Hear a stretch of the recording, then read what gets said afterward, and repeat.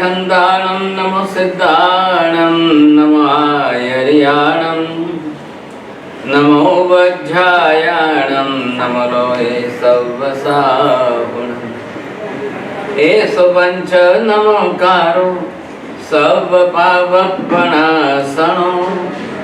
मङ्गलाणं च सर्वेसिं परमं हवैमङ्गलम्।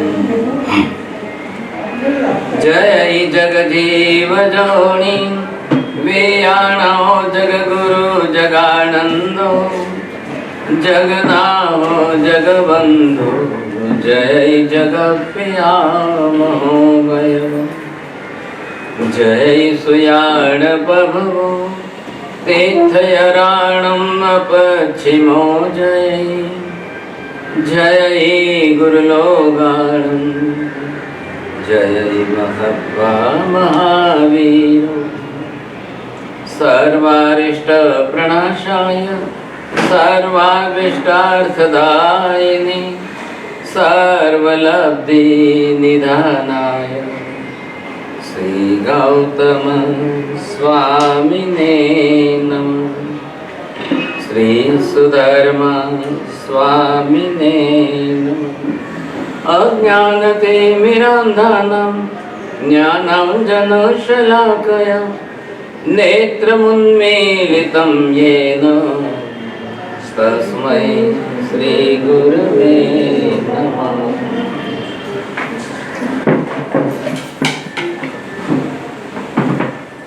जिन शासन में सर्वज्ञ भगवंत है जे रीते आपने तत्वનું સ્વરૂપ આપ્યું છે પરમાત્માએ આપેલા આ તત્વ સ્વરૂપની અંદર ભગવાને જે જે પદાર્થો જે જે વિષયો જે જે તત્વ રજૂ કર્યા છે એ આ બધા વિષયોમાંથી પરમાત્માએ વિશેષ રૂપે આપણને ખાસ કરીને આત્માને પ્રતિબુદ્ધ કરવા માટે જ આપણો આત્મા જાગૃત ન થાય, આપણો આત્મા મોક્ષ તરફ આગળ ન વધે, આપણા આત્માનો પણ ઉદ્ધાર કે કલ્યાણ ન થાય એવું થવું તો ન. એટલે એ હિસાબે જ આપણને આત્માને વિશેષ રૂપે હવે આત્માનો વિકાસ એટલે કઈ રીતે થાય, આત્માનું કલ્યાણ એટલે કઈ રીતે થાય, જે જે પ્રમાણે જેટલી કર્મ નિજરા વિશેષ બધું થાય અને એનાથી આત્માના ગુણો વધુ વિકસે એને જ કહેવાય આત્માનો વિકાસ. જેનાથી આત્માના ગુણો વધુ વિકસે તે જ તેને કહેવાય આત્માનો વિકાસ. જેનાથી આત્માના કર્મોનું આવરણ જેટલા પ્રમાણમાં ઘટે થશે અને એનાથી આત્માના ગુણો વિકસે તો જ આત્માનો વિકાસ કહેવાય છે. હવે એ કરવા માટે જેટલા માધ્યમો છે એની અંદર સાહિત્ય જગતમાં એક વિષય સ્તવન વિષયક સાહિત્ય છે. અલગ અલગ પ્રકારના જેટલા સ્તવનો જે બનાવ્યા છે, જે ઘણા મોટા મહાપુરુષો હતા એમને તો શાસ્ત્રોની રચના કરી. ગણધર ભગવંતોએ તો દ્વાદશાંગીની રચના કરી. એના પછીના મહાપુરુષોએ એ આગમો ઉપર વળી પાછી ટીકા ચૂર્ણી ભાષ્ય નિરુક્તિ બધા અલગ અલગ ગ્રંથો લખ્યા. પહેલા ક્યાંથી આવ્યું કે અંગ સૂત્રમાં જે વિષય હતો એને વધારે વિસ્તૃત કરવા માટે ઉપાંગો બન્યા છે.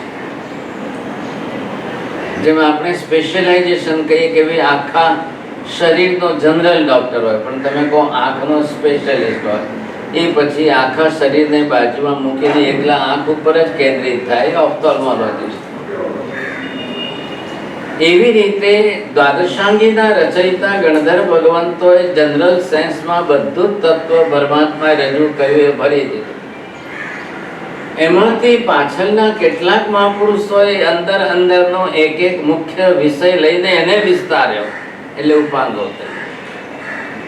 2500 વર્ષના આ કાળની અંદર જેમને પોતાની બૌદ્ધિક પ્રતિભા અને જે વિષય ઉપર વધુ કેટલા કેન્દ્રિત થયા એમને પછી તે વિષયોને વધુ ને વધુ ક્ષયોપશમ ભાવથી ખોલવાનો પ્રયત્ન કર્યો.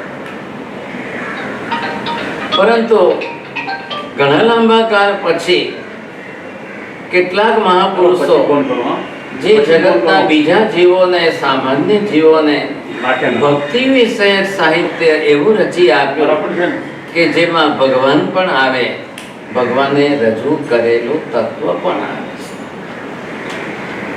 ઘણી વખત તમને એવું લાગે કે ભાઈ આપણે તો આગમ ભણી શકતા નથી. હવે આગમ તમે કહો કે અમારા માટે પ્રતિબંધ કરી દીધું, નિષેધ કરી દીધું. ભાઈ કરવાનું કારણ એ છે, એક તો મૂળ આગમો બધા અર્ધમાગધી ભાષામાં, આપણે કોઈ અર્ધમાગધી શીખ્યા નથી. હકીકતમાં જૈનોએ પહેલા શીખવી જોઈએ. દરેક ઠેકાણે સંઘોમાં જૈનોના ત્યાં તો અર્ધમાગધી શીખવાના માટે ક્લાસો હોવા અનિવાર્ય. કારણ કે બધા જ શાસ્ત્રો આગમો જે છે અર્ધમાગધીમાં. બીજી લેંગ્વેજ આપણે ત્યાં સંસ્કૃતની આવે. કારણ પરમાત્માના નિર્માણ પછી ઘણામાં ઘણા કદાચ 1000 વર્ષ પછી સંસ્કૃત ભાષાનું સાહિત્ય વધુ ને વધુ પ્રચલિત થયું. હા, અર્ધમાગધી પછી જે છે, કારણ શું છે, બ્રાહ્મણોએ સંસ્કૃત પકડી રાખી અને જૈનોએ અર્ધમાગધી. બ્રાહ્મણોના બધા વેદ ગ્રંથો સંસ્કૃતમાં, એટલે એમને સંસ્કૃત ભાષા ઉપર, અને જૈનોના બધા જ આગમ શાસ્ત્રો મૂળમાં અર્ધમાગધી ભાષામાં. જેમ આજે ગુજરાતની ભાષા ગુજરાતી, મહારાષ્ટ્રની મરાઠી, રાજસ્થાનની રાજસ્થાની, એમ એ કાળમાં આપણા બધા તીર્થંકરો મગધ દેશમાં થયા.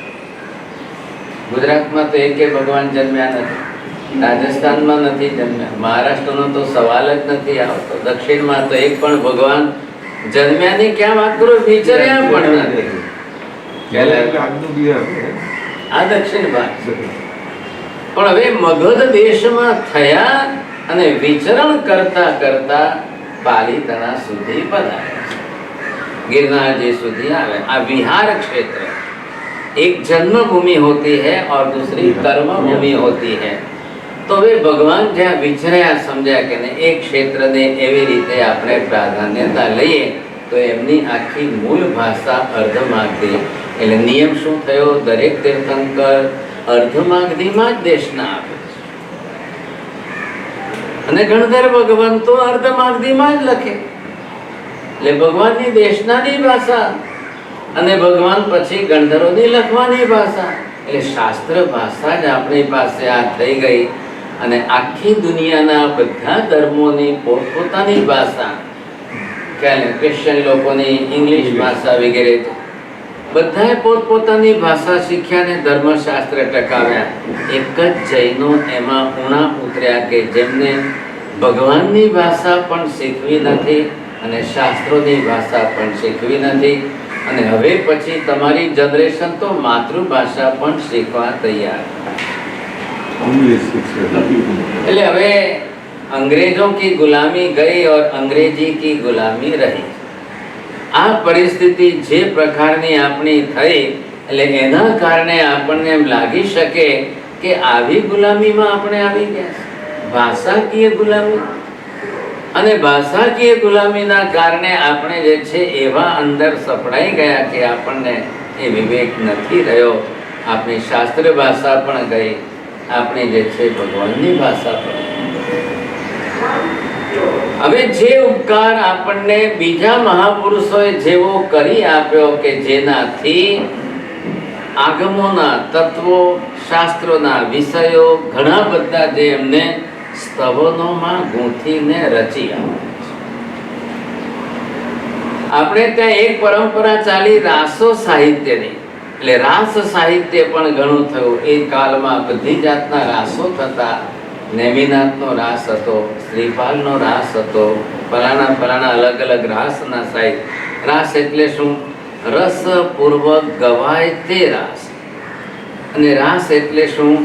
સમજાવતી વખતે એમાં રસ પડે, સ્ટોરીનો, વાર્તાનો રસ પડે અને ગવાય ખરું.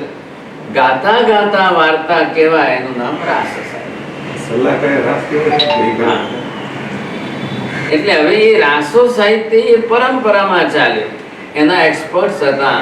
અને એ આવતા ત્યારે લોકો રાસ રાખતા હતા, ગવાતું હતું. શ્રીપાલ રાસ હતો, 9 દિવસ શ્રીપાલ રાસ ગાવાની પરંપરા હતી. આજે પણ જે છે સાધ્વીજીઓ ગાય છે. કેમ તો કે એ ગુજરાતી ભાષામાં લખાયેલું છે. પણ હવે ગુજરાતી ભાષાનું આટલું 350 વર્ષનું પડી ગયું. ખ્યાલ આવ્યો? એ ઉપાધ્યાયજી વિનયજી મહારાજે ને પછી એમના કાલધર્મ પછી યશોવીજી મહારાજે અડધું પૂરું કર્યું. એ રીતે રાસો સાહિત્યમાં એમનું આખું ચરિત્ર આવે છે. ગવાતું જાય, લોકોને રસ પડે, હિસ્ટોરિકલ હોય, ચરિત્રાત્મક હોય, कथात्मक हो એટલે લોકોને ગમે. हिंदुओं के अंदर वहाँ तो वैसे भी कथा का सप्ताह होता है. रामायण का सप्ताह चल रहा है, अभी गीता का सप्ताह चल रहा है, अभी महाभारत रामायण का पारायण होगा. એમને ત્યાં આ રીતે એ પણ ગવાતું હતું. એટલે તુલસીદાસે, વાલ્મીકીએ બધાએ જે રામાયણ લખી એમને બ્રજ ભાષાની અંદર રાસ સાહિત્ય જ કહેવાય છે. ગાતા જાઓ, લોકો સમજે. તો એ એમની યુપીની ને બિહારની ને મથુરાની બ્રજ ભાષા છે. એટલે ત્યાંની ભાષામાં પબ્લિકને ત્યાંના હિસાબે સમજાય. હિન્દીથી પણ બ્રજ ભાષા થોડી જુદી પડે છે. હિન્દીથી ભોજપુરી ભાષા પણ થોડી છૂટી પડી જાય છે, સમજાય. આપણે બધા રહ્યા કોણ? ગુજરાતી, મારવાડી અને કચ્છી. એટલે જૈન ધર્મ આ 3 જ વર્ગમાં રહ્યો છે. દક્ષિણમાં વગેરેમાં જાઓ તો ત્યાંની બીજી ભાષી પ્રજા પણ દિગંબર જે છે એ જૈનો પણ થયા ખરા. પણ हिंदुस्तानનો 2,500 વર્ષનો ઇતિહાસ જુઓ. दूसरे सभी धर्मों ने अपने धर्म का विकास करने के लिए लोगों को अपने धर्मी बनाए और उनकी भाषा में बढ़ाते गए. एकमात्र जैन धर्म ऐसा रहा है कि 2-3 समाज जाति में फिक्स हो गया. न तो हमने कभी धर्म बढ़ाया, न कभी धर्म का विस्तार किया, न धर्म फैलाया, कुछ नहीं. ज्ञान खातु राख्યું ખરું. 7 ક્ષેત્રમાં જ્ઞાન ક્ષેત્ર છે ખરું, પણ એના એટલા બધા લિમિટેશન રાખ્યા કે ખાલી બેંકમાં વ્યાજ જ વધે. બસ કારણ શું રહ્યા કે બધા તમે વ્યાપારી રહ્યા. એટલે મેન્ટાલિટી તમારી વ્યાપારી વૃત્તિ છે, ધન વૃદ્ધિની. ज्ञान वृद्धि की मानसिकता नहीं कोई न करे. क्रिश्चियन लोग बाइबल को भी छोटी बनाकर प्रिंट करके पोस्टमैन के द्वारा घर घर भिजवा देंगे. जैन धर्म कभी नहीं करेगा. અને હવે વાણિયાઓના હાથમાં ગયું ત્યારથી પાપ લાગે, દોષ લાગે, પાપ લાગે, દોષ લાગે. બધી ઓથરોની અંદર બાઇબલની કોપી મળે. ખ્યાલ. પણ જૈન ધર્મનું તો એક નટશેલમાં પરિચયાત્મક પુસ્તક પણ ના મળે. અને એનું પરિણામ એ આવ્યું કે ખાલી જ્ઞાન ખાતું બેંકોમાં વધતું ગયું. પરિણામ એ આવ્યું તમારા છોકરાઓ તમારા ધર્મના જ્ઞાનથી વંચિત છે. આ તો માતાઓનો ઉપકાર માનો કે સંસ્કાર ટકાવીને આચાર વિચારમાં ધર્મ દેખાડવામાં પૂરતો રાખ્યો છે. બાકી જઈ રહ્યું છે, ઘણું જઈ રહ્યું છે. ચાલ, હવે આવ્યું સ્તવન સાહિત્ય. કારણ ગણધરો ગયા, એમના પછીના મોટા મોટા મહાન આચાર્યો ગયા, ટીકાકારો ગયા. હરિભદ્ર સુરી જેવા અભયદેવ સુરી મહારાજો એ ટીકાકારો કહેવાતા. એ બધા મહાત્માઓનો યુગ અને કાલ ગયો. અને એ પછી આવતા આવતા લગભગ 700-800-1000 વર્ષ પહેલાંનો આપણે કહીએ તો ગુજરાતી ભાષામાં, રાજસ્થાની ભાષામાં, હિન્દી ભાષામાં આ રીતે સાહિત્ય વધ્યું. એ સાહિત્યમાં સ્તવન વિષયક સાહિત્ય. કારણ આપણે ત્યાં જૈન ધર્મ ક્રિયા પ્રધાન પણ છે, જ્ઞાન પ્રધાન છે, એની સાથે સાથે ક્રિયાચાર પણ છે. ભગવાન છે, દેરાસર છે, એટલે ભક્તિ આવી ગઈ. ભક્તિ આવ્યો એટલે સ્તુતિ, સ્તવન, ગાન વગેરે અનિવાર્ય થઈ ગયું. પ્રતિક્રમણ આવી ગયું એટલે સ્તુતિ, સ્તવન અને ચૈત્યવન અને થોય વગેરે ને સજ્જા વગેરે. એમ કરતા કરતા કરતા કાલાંતરમાં ઉતરતા ઘણું બધું સાહિત્ય. સ્તુતિઓ ગુજરાતી થઈ ગઈ, પહેલા સંસ્કૃત હતી એ ગઈ. સંસ્કૃતનો કાળ આખો જે છે ચાલ્યો 17મા સૈકા સુધી વધારે પડતો. ખ્યાલ 18મા સૈકા પછી થોડું 10-20% ઓછું થયું.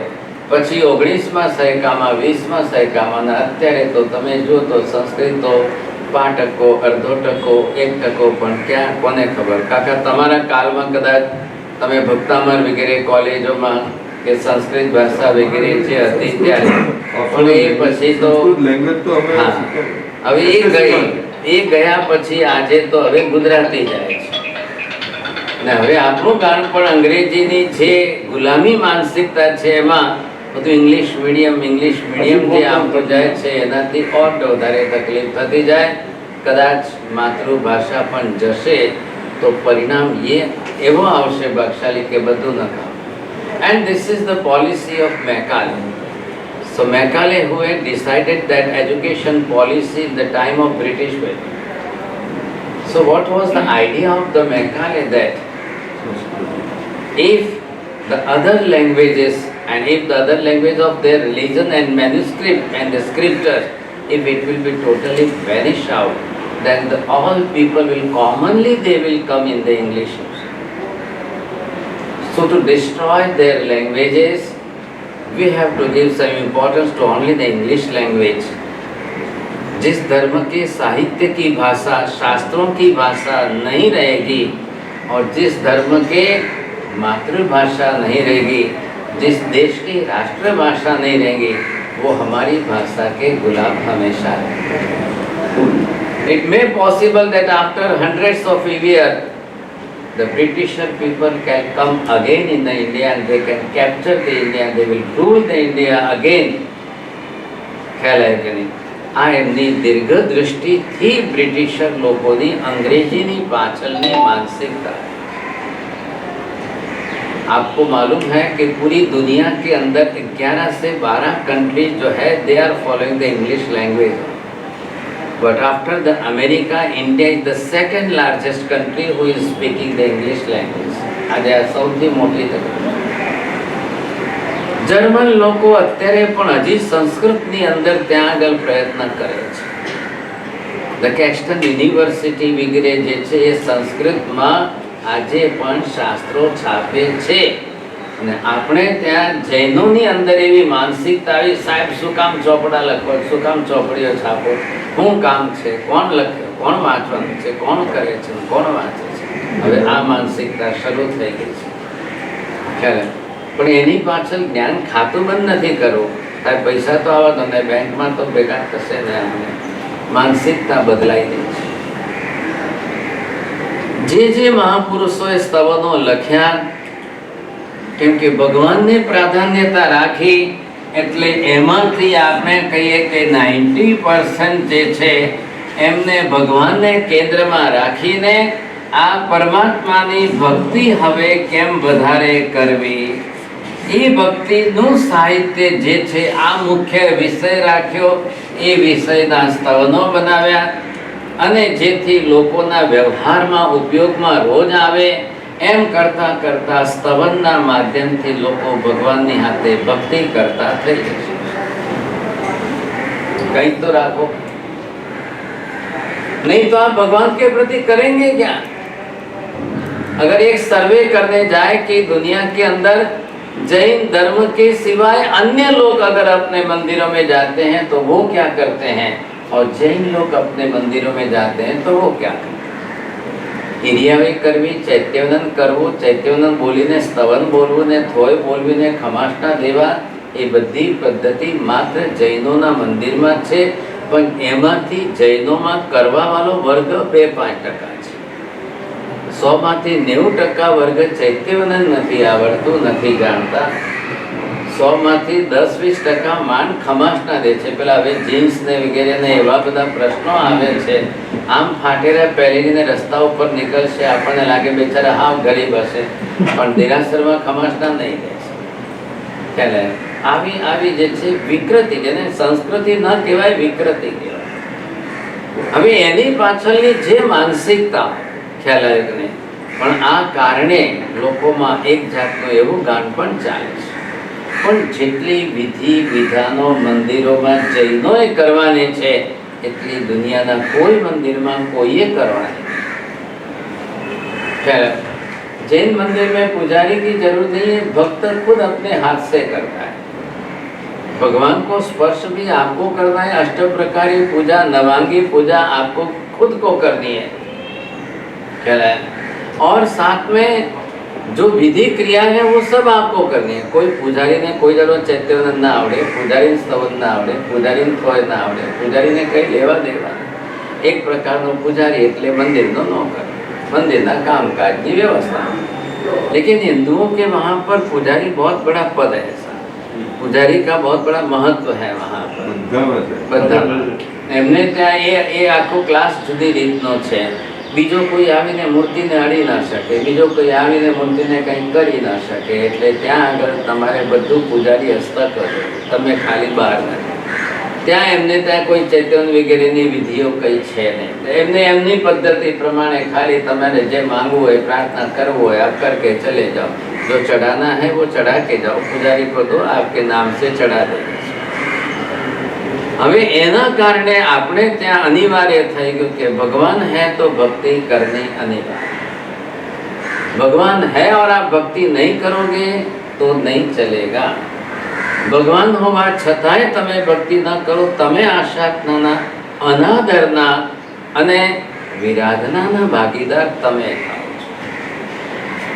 આરાધકપણું તમારે તમારું ટકાવવું છે, માટે આરાધક બનવા સાથે આરાધકપણું કેવી રીતે ટકે એની ચિંતા તમારે સતત કરવી રહેશે, સાવ છોડી નહીં દેવા। તો હવે શું થયું કે સ્તવન તો આવડવા જોઈએ, સ્તવન તો શીખવા જોઈએ। હવે સ્તવનોની અંદર મેં હમણાં વાત કરી કે 90% ભગવાનની ભક્તિનો વિષય છે, પણ આ જે 10% એમાંથી જે બાકી જુદા રહ્યા છે એમને ભગવાને શું કહ્યું છે, ભગવાને શી રજૂઆત શું કરી છે। આખી જિંદગી માત્ર આપણે ભગવાન તમે આવા, ભગવાન તમે આવા, ભગવાન તમે આવા એમ જ કર્યા કરશું તો કે નહીં। ભગવાન તમે આ કહ્યું છે, ભગવાન તમે આવું કહ્યું છે, ભગવાન તમે આટલું કહ્યું છે, ભગવાન તમે આ સ્વરૂપે વર્ણવ્યું છે, તમે આ રીતે રજૂઆત કરી છે, તમે આવો વિષય લીધો છે, તમે આ વાત કરી, એવો વિષય પણ લઈને કદાચ 10%, 2% વર્ગ પણ જે હોય એમાંથી આપણે પ્રયત્ન કરીએ તો સ્તવનોમાંથી પણ તમને જબરજસ્ત બોધ મળી શકે। ભક્તિ તો થાય જ છે, ખ્યાલ, ભગવાનની ભક્તિ તો થશે, પણ સાથે તત્વની રજૂઆત પણ થવી જોઈએ, આપણને જ્ઞાન તો થવું જોઈએ કે નહીં। दो बात का ध्यान रखो, दुनिया के सब भगवानों में वहाँ उनको केवल ज्ञान से मतलब नहीं है, ख्याल आयो। भगवान તમે આપણે સક્ષમ છો, સમર્થ છો, શક્તિમાન છો, મારું દુઃખ ટાળો ને મને સુખ આપો। તમે આટલા સમર્થ શક્તિશાળી છો તો મારે શું કામના, તમે મને ગમે તેમ કરીને મારું દુઃખ ટાળો ને મને સુખ આપો, આ વાત નહીં। જૈન ધર્મમાં આ વિષયને બાજુમાં રાખ્યો, આને અંધશ્રદ્ધાનો વિષય કહી દીધો। તમે માત્ર ભગવાનને વચ્ચે લાવીને તમારા સુખ દુઃખ પૂરતી જ વાતો ન કર્યા કરો। ભગવાન કેવલ જ્ઞાની છે, ભગવાન વિતરાગી છે, ભગવાન સર્વસ્વના ત્યાગી છે, ભગવાન અરિહંત સ્વરૂપે છે, ભગવાન સિદ્ધ સ્વરૂપે છે। ભગવાન તમે આવા છો, તમે આવા છો, તમે વિતરાગી છો, તમે કેવલી છો। તો એક બાજુ માત્ર એમના ગુણોના વખાણ કરીને, ગુણ ગાતા રહીને તમે ભક્તિ કરો, અને બીજી બાજુ હે ભગવાન તમે કેવલી છો તો તમે આત્માનું તત્વ આવું રજૂ કર્યું છે, તમે પરમાત્માનું તત્વ આવું રજૂ કર્યું છે, તમે મોક્ષનું તત્વ આવું રજૂ કર્યું છે। આ વાત કોણ કરશે, કઈ રીતે કરશે? આપણે મોક્ષમાં જઈને તો આવ્યા નથી, જોઈને તો આવ્યા નથી। આપણા પહેલા અનંતા ગયા છે, એમાંથી કોઈએ ત્યાંથી આવીને તો કીધું નથી કે મોક્ષ આવું છે, આવું છે, આવું છે, કોઈ કહેતા નથી। છે ખરું એ હકીકત છે, એટલે લોગસની અંદર પણ જે એ લોગસ ઉત્તમા સિદ્ધા। હવે આને છઠ્ઠી ગાથાના બીજા ચરણને બે ભાગ કરો। જે એ, જે કોણ 24 પેજ નંબર જે આગળનો વિષય ચાલી રહ્યો છે, જે એટલે એ જે 24 તીર્થંકર ભગવંતો છે એ લોગસ્થ ઉત્તમ સીધા આલોકમાં જે ઉત્તમ કક્ષાના સિદ્ધ થયા છે. એટલે બે આવી ગયા એક ચરણમાં. હરિયંતો તીર્થંકરો 24 જિનેશ્વરો અને મોક્ષે ગયા પછી થયેલા સિદ્ધ. એટલે હવે એ બંનેનું વર્ણન આવે.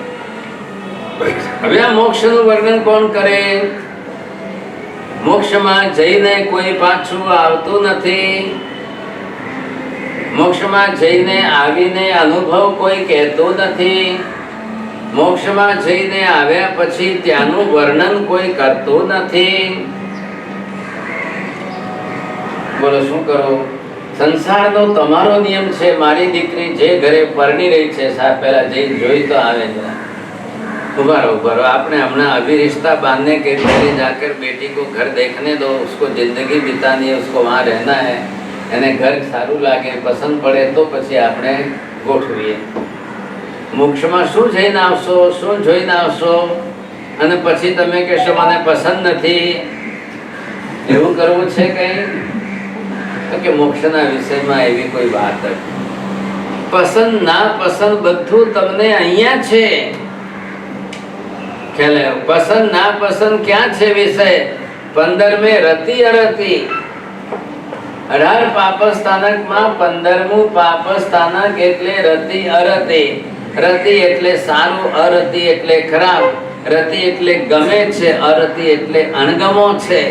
રતિ એટલે ભાવે છે, અરતિ એટલે નથી ભાવતું.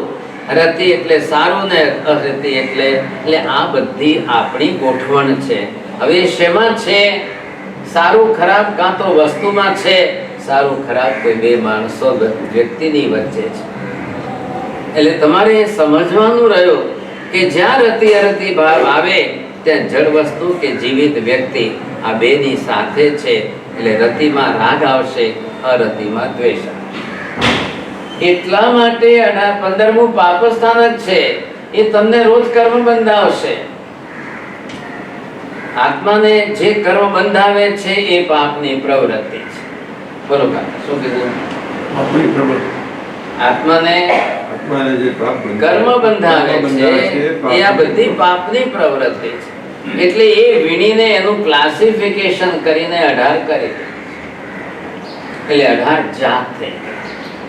એ 18 જાતના પાપમાં હવારથી હાંજ સુધી આખા દિવસમાં મેં કયું કર્યું એટલે એનું ક્ષમાપણા કરવા માટે પ્રતિક્રમણ. એટલે તમે બોલતી વખતે 18ના લિસ્ટમાં 15 રતિ અરતિ. એટલે હવે કાલે જઈને ઘરે પાછા આ ભાવે છે, આ નથી ભાવતું એમ તો નહીં કરો ને. આ ગમે છે, આ નથી ગમતું એમ તો નહીં કરો ને. બોલો. એટલે એ દોષ હવે રોજનું થઈ ગયું છે. એને ટાળવા માટે જરૂરી છે. કાલે ઉઠીને કોઈ દીક્ષા લેવા તૈયાર થાય તો એને પહેલી પરીક્ષા થઈ કે 15મું પાપ સેવે છે કે નથી સેવતો. શું કોઈ દીક્ષાર્થી મુમુક્ષુ તૈયાર થાય, એના ભાવ જાગે તો એની પહેલી પરીક્ષા છે, એનું પહેલું લક્ષણ છે. કેમ ભાઈ બધી બાબતમાં હવે તને રતિ અરતિનો ભાવ ઘટ્યો? હવે બધી જ વસ્તુમાં તને ગમા અણગમાનો વિચાર તારો ઓછો થયો? તો તું દીક્ષાના માટે લાયક છે. હું આટલું ભણી ગયો ને મેં ઉદ્ધાન કરી લીધા, મેં વર્ષિતમ કરી લીધું એટલે દીક્ષા લઈ લો, દીક્ષાની યોગ્યતા આવી જાય છે, ये पैरामीटर नहीं है. आपको दीक्षा लेने के लिए आपकी पात्रता में, योग्यता के अंदर ये कक्षा आनी जरूरी है. इतना आना जरूरी. तो ये समझવું પડશે આપણે. હવે એ સમજવા માટે આપણને એક જ્ઞાન જોઈશે. આ 10% વર્ગ કદાચ આપણે આ બાજુ લઈએ તો એમાંથી એક વસ્તુ સમજી લો કાકા, ભગવાનની ભક્તિ કરવી, ભગવાનના ગુણો ગાવાને એમાં આપણા સુખ દુઃખની વાત ભેગી ભેળવી દેવી, એટલે ये भक्ति बहुत आसान है, बहुत सरल.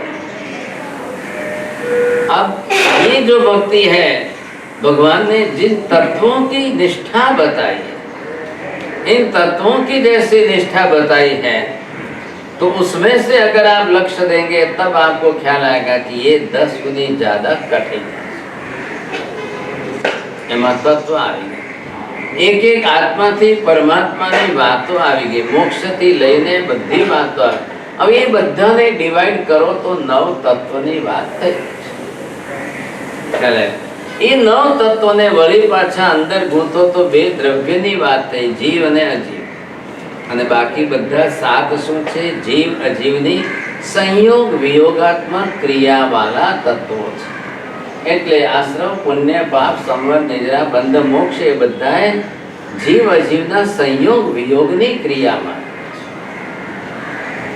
તો મૂળ દયા દ્રવ્ય શું થયા? જીવ અજીવ. હવે જીવ અજીવનો આખો વિસ્તાર કેવલીએ કઈ રીતે રજૂ કર્યો છે?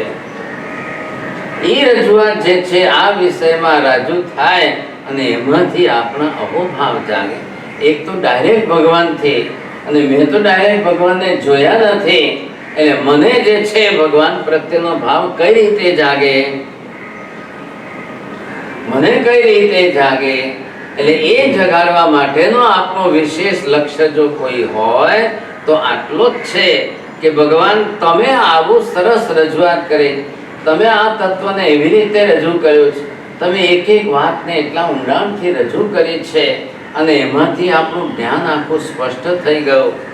કારણ કે ભક્તિના ભાવ જે તમે ભક્તિ કરશો એ વખત પૂરતા ટકશે. કારણ કે તમે પાલિતાના ચડ્યા, પાલિતાના ગયા આવ્યા, એ વખતે તમને ભાવ આવ્યા, એ વખત પૂરતા રહ્યા. ત્યાંથી આજે વાત 30 વર્ષ થઈ ગયા સાહેબ, બીજી વખત ફરી પાછા કોઈ એવા ભાવ નથી રહ્યા. लेकिन आपको अगर जब ज्ञान हो जाएगा तो वो ज्ञान आपको जिंदगी भर टिके फैलाएगा. એ જ્ઞાન જે છે આપણું આયુષ્ય ભર ટકે, જીવન ભર રહે, એ અગત્યનું છે. એ આયુષ્ય ભર રહેવા માટે આ તત્વના વિષયનું જ્ઞાન છે. થોડું ધ્યાનથી સમજો.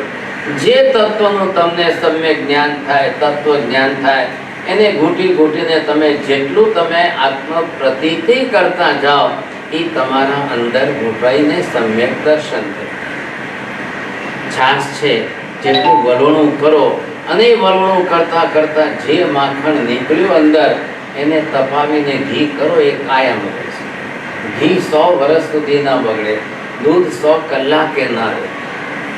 આજનું દૂધ કાલ ઉપર નહીં રહે, આજનું દહીં કાલ ઉપર ખરાબ થાય, કાલનું દહીં છાશ ખરાબ થઈ જાય, માખણ બગડી જશે, પણ તપેલું ઘી જે છે વર્ષોના વર્ષો. એમ પરમાત્માએ જે